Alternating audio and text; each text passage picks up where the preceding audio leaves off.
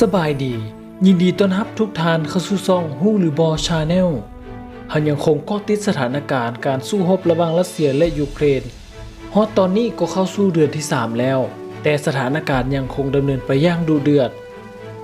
ทางด้านประเทศตะวันตกโดยเฉพาะแม้ประเทศสหรัฐอเมริกาและกลุ่มนาโตก็ได้ให้การช่วยเหลือทางด้านอาวุธและงบประมาณแก่ยูเครนในการสู้กับรัสเซียอย่างต่อเนื่อง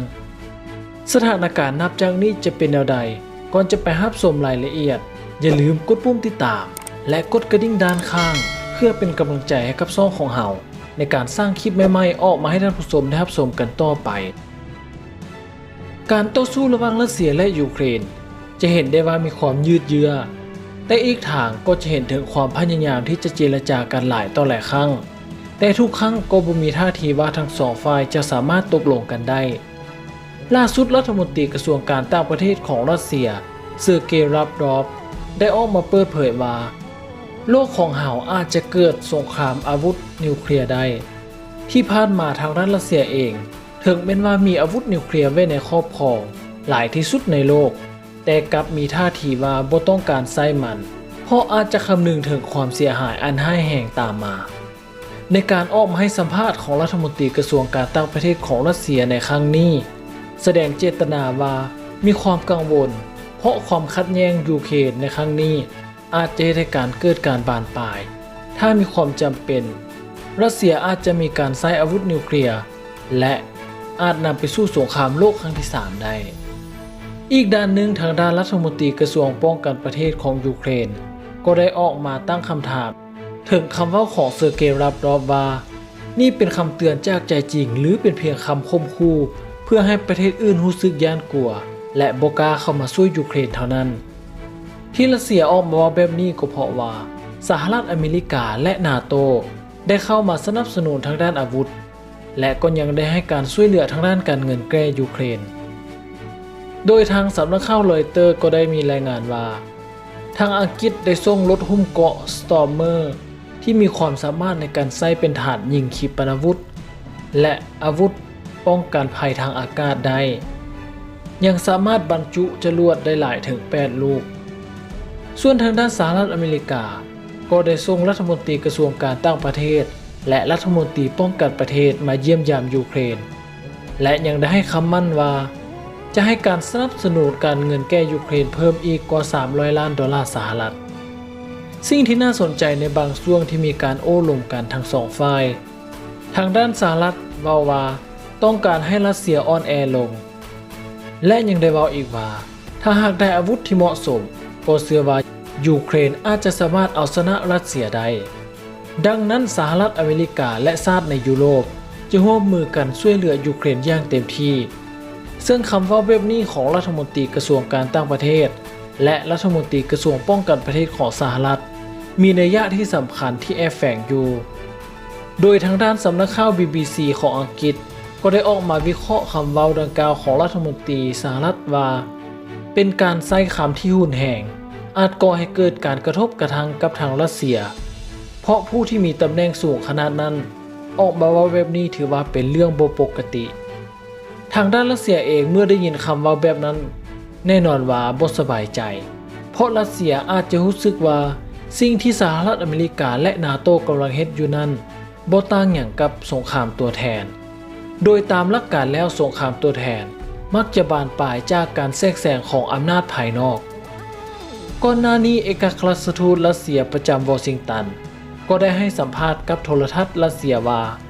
ทางด้านรัสเซียมีการเตือนสหรัฐแล้วว่าอย่าส่งอาวุธเพิ่มเติมให้แก่ยูเครน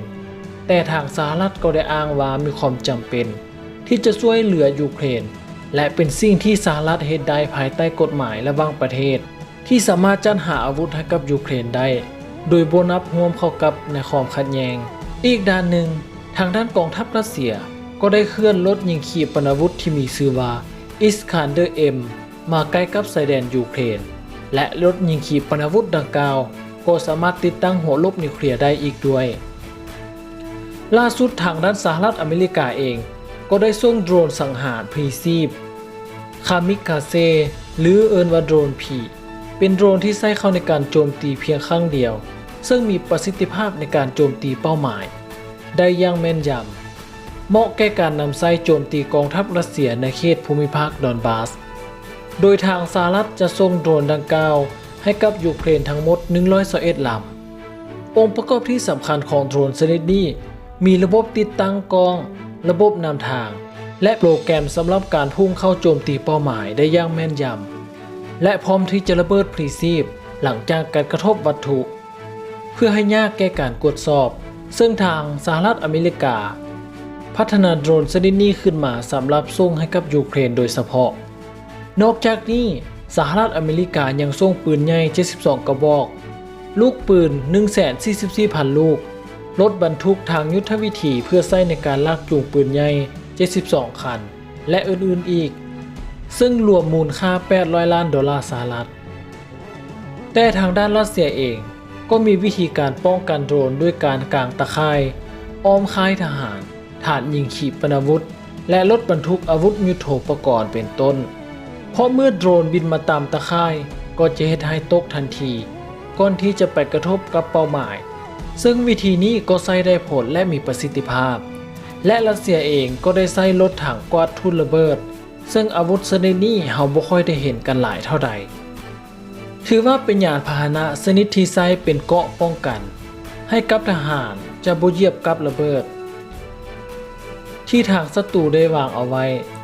โดยต้นแบบรถชนิดนี้มาจากยุคสหภาพโซเวียตและถูกใช้มาโดยตลอดในสมรภูมิรบต่างๆและครั้งนี้รัสเซียได้นำใช้เข้าในเมืองมาริอูโปลโดยเฉพาะแม่นบริเวณโรงงานหลอมเหล็ก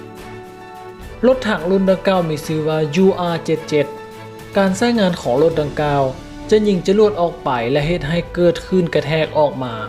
โดยมีเชือกติดจรวดนั้นความยาว90เมตรและรัศมี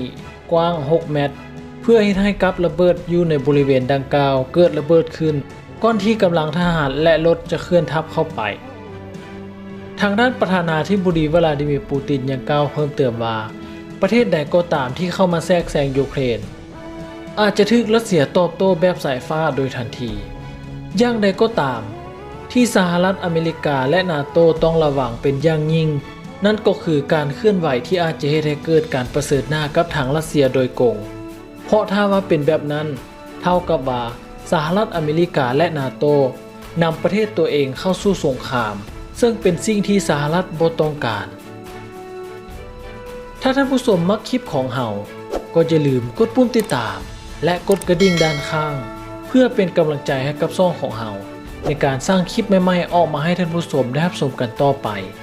หรือท่านผู้ชมจะให้เฮานำเสนอเกี่ยวกับเรื่องใด